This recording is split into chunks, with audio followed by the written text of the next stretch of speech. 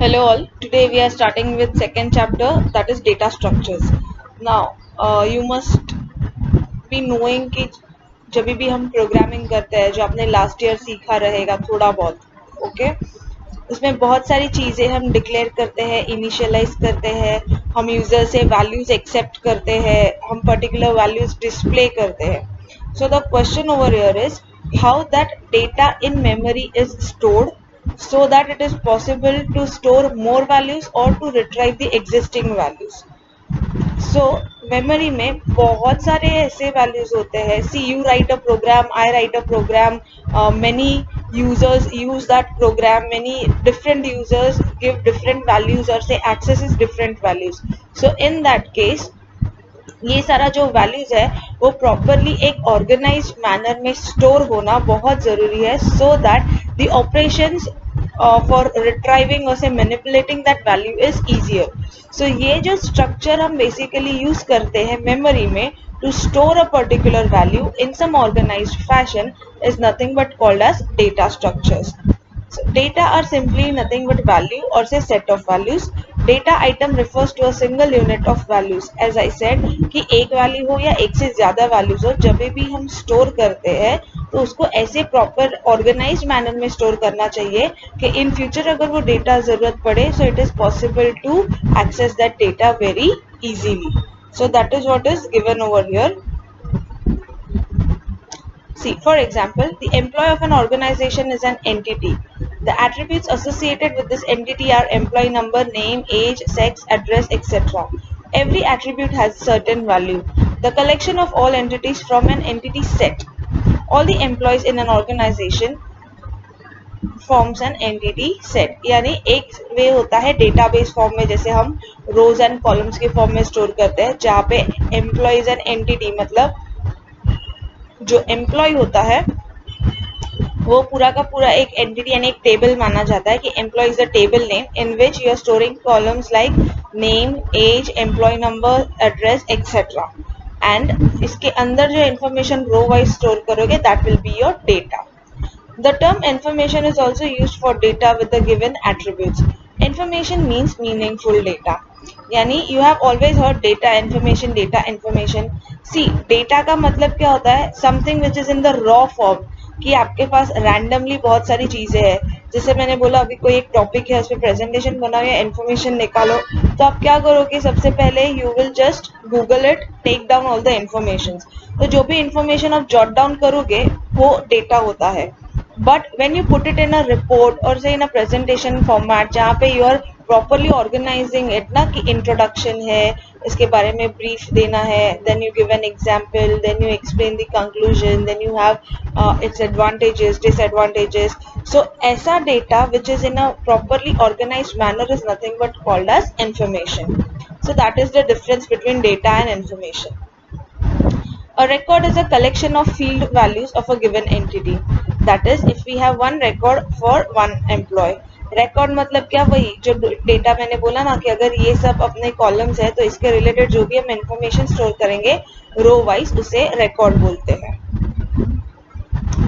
C, so this was one of the structures that is used. See, apart from fields, records and files, the data can also be organized into more complex type of structures. Data can be organized in different ways. The logical or mathematical model of a particular organization is called as data structure. The model should reflect the actual relationships of data in real world, and it should be simple enough so that the data can be processed whenever required. Some of the data structures are arrays, linked lists, trees, queues and graphs. यानी जैसे मैंने बोला कि database एक तरीका है, data structure जो है that deals with the mathematical and logical model. Like there are linear structures, there are non-linear structures. अभी linear structures की बात करें so you have arrays, linked list. linear क्यों? क्योंकि ये डेटा एक के बाद एक कंटिन्यूअस लोकेशन में स्टोर करता है, स्टैक्स हो, क्यूज हो, ठीक है. नॉन लीनियर में आता है ट्रीज एंड ग्राफ्स. क्यों? क्योंकि ये डेटा रैंडमली कहीं पे भी कैसे भी स्टोर करता है विद प्रॉपर लिंक्स, तो उसके लिए ऐसा सीक्वेंशियल बेसिस खाली होना जरूरी नहीं है. So data structure overall क्या है? The organized way of storing data in memory so that it is possible to access that data in future whenever required. Now, we see different operations that we perform on data structures, यानी जो भी data हमने एक स्ट्रक्चराइज्ड manner में store किया है उस पे हम क्या क्या ऑपरेशंस परफॉर्म कर सकते हैं.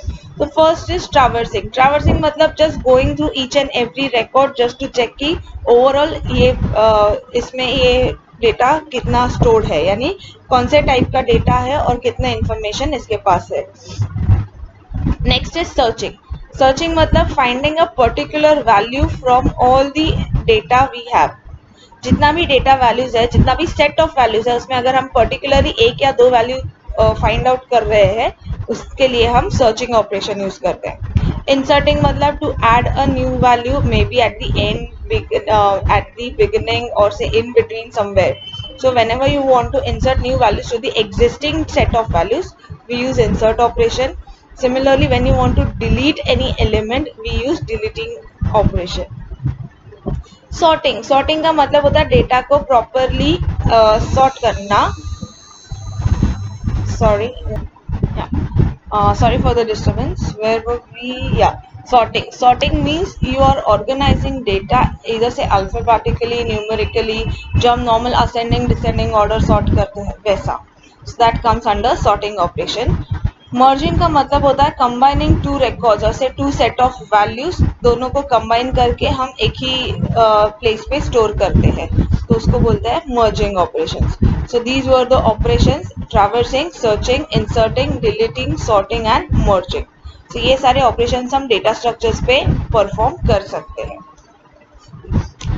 Next is an algorithmic notation. Algorithmic notation मतलब जो भी डेटा स्ट्रक्चर्स है, जैसे आपने लास्ट टाइम सी के लिए पढ़ा रहेगा, सी प्लस प्लस के लिए पढ़ा रहेगा, if at all you will understand कि कोई भी डेटा स्टोर करने के लिए, कोई भी ऑपरेशन परफॉर्म करने के लिए हमें एक पर्टिकुलर नंबर ऑफ स्टेप्स लगते हैं, जिसे हम अल्गोरिथम बोलते हैं.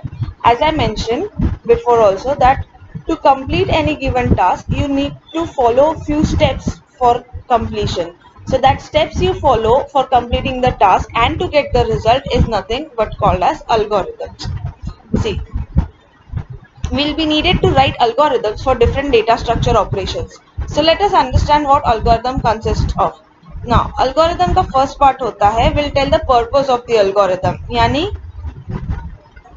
List of variables, input data, ये सब कौन सा यूज हो रहा है, क्यों यूज हो रहा है, कौन से टाइप का है, everything. The second part is a list of steps. Second part is a list of steps मतलब ये जो है एल्गोरिथम वन, यानी बेसिकली यहाँ पे हम एल्गोरिथम का नाम लिखते हैं. Next we have start, and जो भी नंबर ऑफ स्टेप्स है, लाइक एडिशन करना है, दो नंबर्स एक्सेप्ट करो, ऐड करो, display the result and stop, ये ऐसा नंबर ऑफ स्टेप्स रहेगा. And then the exit the sub statements completes the algorithm. As we all know, algorithm हमने पहले ही पढ़ा हुआ है, basics. Next is the control structures. Control structures will continue in the next video.